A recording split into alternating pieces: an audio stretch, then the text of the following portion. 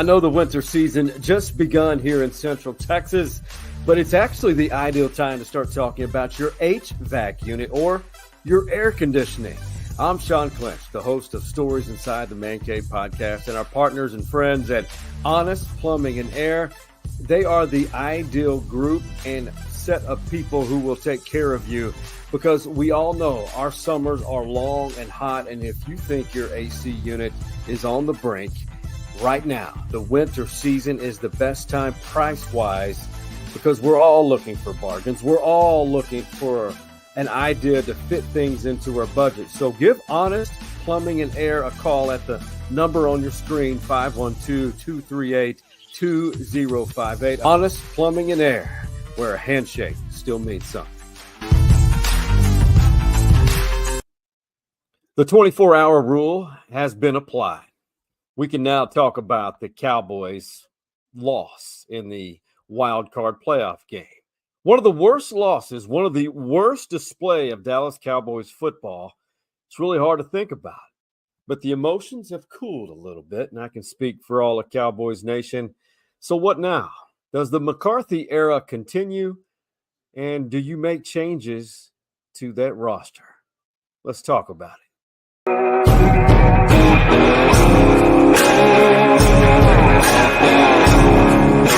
My job while I was here is to match what they have done to us. They built it. They handed it to me. Put my damn championship on the table. That's all we ask. Put your damn championship on the table, and you couldn't do it. All their asses gotta go. I feel it. The playmaker, Michael Irvin, one of the best to ever suit up for the Dallas Cowboys. I think all Cowboys fans can relate to the emotions you just saw. Michael Irvin last night talking about when he entered the Dallas Cowboys program in 1988 from the Miami Hurricanes. The old hat, the old regime of former Dallas Cowboys talked to him about those Super Bowl championships, the end of the Tom Landry era. His final season was on Michael Irvin's watch, the 88 season, and all the old hat like Drew Pearson, Eugene Lockhart. You go back much farther than that, talked about, hey, you've got to bring back the Super Bowl champion style of football. You're going to be a part of the change, back to the old ways, and they did. Unfortunately, the legend Tom Landry, his era ended.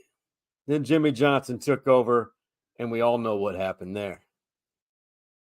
2 more Super Bowl, 3 more Super Bowl championships. The Dallas Cowboys and Michael Irvin, he's pissed. Even Emmitt Smith went off. Everybody was talking. Everybody was talking about it. And even Jimmy Johnson, part of the broadcast crew at halftime, he gave a speech at halftime, cleaned it up for television. I'm right there with the playmaker. I think we all felt that emotion. What is wrong with the Dallas Cowboys? Why can they not achieve what they did in their past? We're talking about just a regular playoff team now, a team that hasn't won many playoff games. Before we continue this talk about the Dallas Cowboys, I definitely want to give a shout out to Shoal Saloon, your home away from the arena for Texas men's and women's basketball, and Honest Plumbing and Air right here, where a handshake still means something. Right now is a great time to start shopping for HVAC units. We're in the midst of a freeze, a polar vortex, if you will. But HVAC, AC units are decently priced at the moment. All right, we saw it. Cowboys season ends, blasted by Green Bay, the 7th seed, the last team to make it. Wild card game. No one gave Green Bay a chance, but I think everyone has a lot of respect for them now. Green Bay's a good ball club. They're young, the youngest. Jordan Love, bright future ahead of him at quarterback. threw 3 touchdown passes. The Green Bay defense sacked Dak Prescott 4 times. Aaron Jones, the story of that offense, the running back from El Paso, ran all over the Dallas Cowboys defense. I don't understand what was going on with the Cowboys rush defense. It was not there. It was porous. It had as many holes as Green Bay Packers cheese. The Packers offense they moved at will. It was really embarrassing, really hard to watch the Cowboys defense. They were non-existent. They were a non-factor. You saw it. There's no ifs, ands, or buts about it. The Cowboys weren't prepared. Their game plan sucked. Their game plan was not up to par. They were at home. They had a path designed for them to at least make it to the NFC Championship game. Jerry Jones, the owner, he's got to be used to this by now. We've seen these press conferences so much over the last few years. This was JJ after that demoralizing playoff exit, the latest one. Everybody in this room thought we were in a position to advance this thing in the playoffs and maybe get as far as our dreams might take us. But this seems like the most painful because we all had such great expectation and we had hope for this team.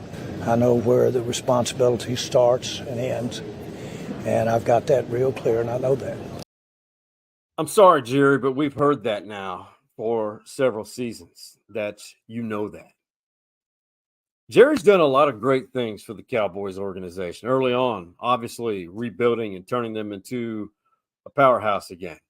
America's team, what they once were, he had them, and he's made them relevant through marketing, great business decisions. But he's made the Cowboys relevant throughout all these seasons in which they were not relevant, but they were always the topic of discussion, always overhyped.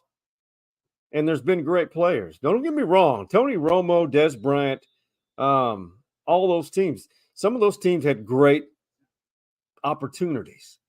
The catch that wasn't in Green Bay, which would be a catch now, I firmly believe that team was a Super Bowl type team. Tony Romo, the bobbled snap against Seattle, which lost that playoff game. I mean, the list goes on. It's a lot of pressure to play for the Cowboys. I mean, I don't know. I don't know what the decision should be, but here are the players. Dak and CD. Dak, 2 pick sixes. And I know that sounds like he had a horrible game, which he did. 2 pick sixes.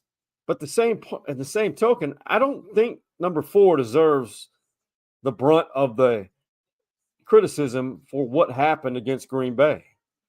I mean, the receivers were covered all game against a zone defense. The offensive game plan was garbage. Couldn't run the ball. The tight end was clearly involved. I mean, they did a great job with Jake Ferguson. Had 3 touchdowns, 10 receptions for 93 yards. Great plays, devising plays for him. But the rest of the receivers were not open. Dak Prescott, humble. He has humility. This was Dak and CD after the game. Obviously, I didn't play well, and shock. It's playoff football. You can't give anybody an edge, and I feel like that we did today. And Jordan Love found a groove, and we have an chance to get caught by surprise. You got everything you wanted in the seed, home field, everything. We just didn't capitalize. As you know, there's going to be speculation about your coach and his status. Your thoughts about Mike and everything he's done this year? Yeah, he's been amazing. I don't know how there can be, but I understand the business. In that case, it should be about me as well, honestly. I mean, that guy, I've had the season that I've had because of him. A lot of players are saying that. Obviously, I or you we're not behind the scenes. McCarthy is a player's coach. It's clear and evident by everything that every player has said. But there's got to be an end game here. What is holding back this franchise? And I feel like I'm speaking what you're thinking. Is this the end of the Dak Prescott era? Mike McCarthy, 3 straight 12-win regular seasons, but only one playoff win to show for it. McCarthy, this is his response after the game, and it just feels like the same press conference every year, including last year when they won a wild card game and lost to San Fran in the divisional round. I don't think anybody saw this coming. You got to give Green Bay credit. They came in there hot, and this what you saw on film over the past month, they executed and we did. Jerry had said we'll take it game by game regarding your job status. Do you think this could lead to a coaching change? I think the biggest thing is, we're disappointed. I got a whole team in the locker rooms that's hurting, and that's I haven't thought past the outcome of this game. You probably won't hit him for quite a while. There's going to be something done, I would assume, this week. The cleaning out the lockers today, meetings with players, whatnot. I have been an emotionally invested Dallas Cowboy fan probably since I was 3 or 4 years old. I remember Roger Staubach's last game watching it. I really do. But I think you can relate to this. I think this is the tipping point to where I'm going to eliminate, decrease the emotional attachment to the Dallas Cowboys. Be a fan, but this is just becoming too, they're a very complacent organization as far as results. There's a ton of pressure. As Jordan Lewis, the Dallas Cowboys cornerback, he alludes to that pressure of being a Dallas Cowboy and the thought that they were going to lose. There's a possibility that they're going to lose their head coach who they like. No, I just feel like he wants to win right now. The urgency is now. It was always that. We always had that on our shoulders. But, he made it clear that was the point. Jordan talking about Jerry Jones met with the players today. And that was Jerry's message. Enough of this. We must win now. But how? What? Just like any businesses, corporations, you've really got to dive deep and analyze yourself first and foremost in the mirror. But is Jerry capable of that? Look at these records right here. This is the Cowboys, what they've achieved since their last Super Bowl, that being the 1995 season, the Super Bowl in January of 1996. They've been in the playoffs often, but they've won 5 playoff games since 1995. 5. And a ton of coaches. Barry Switzer, he won a Super Bowl. Then he bounced the year after that. Then you had Chan Gailey, Wade Phillips, Dave Campo, Chan Gailey.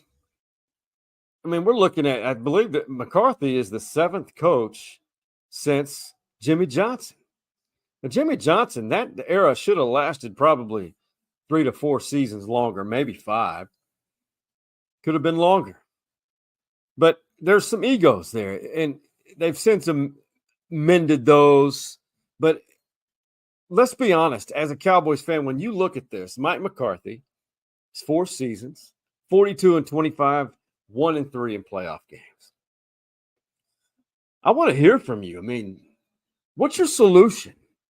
I really think at some point, I don't think we're going to have any wholesale changes until the Jones family sells the Cowboys. Or can the unthinkable happen? That being Jerry Jones steps away from being as heavily involved, and his son Steven appoint an independent football operations guy as the GM. I mean, I think the chances of that happening are probably less than 5%. Less than 5%. I can tell you now that since the Houston Texans began in Houston in 2002, they beat Dallas that year. Their first season, they beat the Dallas Cowboys. They have won more playoff games since 2002 than the Dallas Cowboys. Let that sink in. The Houston Texans, who are now in the AFC divisional round, have won 5 playoff games since the inception. They began in 2002. The Cowboys, 4. Let that sink in.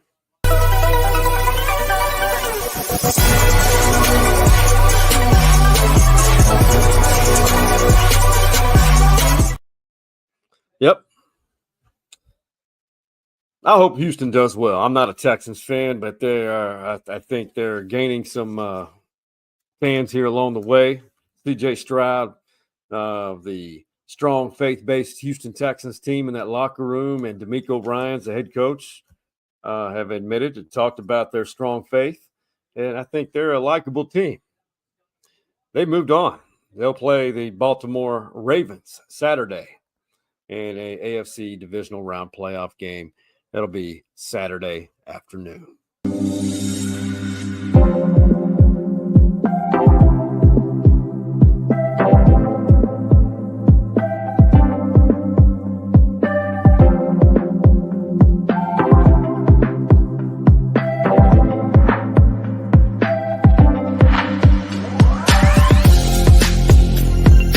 Hey, let's not forget what today is. MLK Day, Martin Luther King Jr. Just think about what he would think right now of this world. There's a lot of things that have changed for the better. And things right now, we look at ourselves as Americans and think, God, we could be better. What would MLK do? Think about that. Celebrate that late, great American icon today. Happy MLK Day to you. Let's all come together. Much love. And even without the Cowboys in the postseason, let's find a way to make this country better. And hopefully Jerry Jones maybe will do the unthinkable and do something drastic to make the Dallas Cowboys a better organization, because it clearly has not been working for 28 years. Hey, just always remember, when in doubt, it's always the best option to talk about it.